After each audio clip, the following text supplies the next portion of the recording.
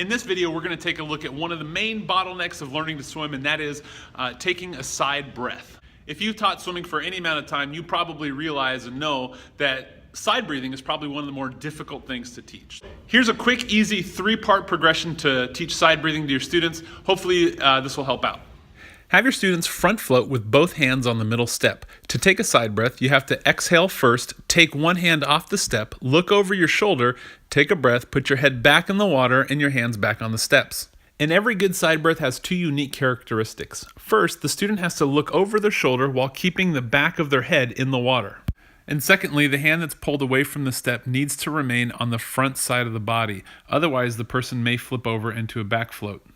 And finally, after the person takes a side breath, they should put their face back in the water and then replace their hands.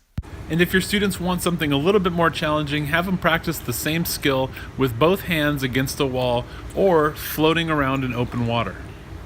And just remember, we don't need to have the full arm stroke at this point in time. All we're really focusing on is looking over your shoulder and taking a breath and putting your head back in the water. And the next step is to have your student take that same side breath, but this time replace your arms using an out-of-water arm recovery. And make sure to remind students to just take one breath on their side and put their face back in the water before finishing their arm stroke. And obviously, when it becomes too easy using the wall or the steps, have your students practice the skill of taking a side breath while doing a front float in open water. And the final step is to have your students practice kicking in a streamlined position and taking a side breath when they feel the need to exchange air. Now, I'm the type of person that likes to have my students feel the water and get a sense of balance for themselves. And so I really don't like touching the students very much at all. But in the case of side breathing, you will have to learn to support your students at some point in time. Let's take a look at a good way to support your student when they're trying to learn to side breathe. To support a student taking a side breath, first you got to position yourself on the opposite side of which they choose to breathe. When your student is ready to attempt a side breath, you can use one hand to support them underneath the rib cage while using the other hand to work on the other 2 important parts, which is keeping the head back and making sure that the arm that is removed stays on the front side of the body so they don't flip over. Now, of course, let's take a look at some of the common mistakes that people make when trying to learn side breathing. The biggest mistake that most people make when trying to side breathe is picking their head up to breathe rather than looking over their shoulder or breathing on their side.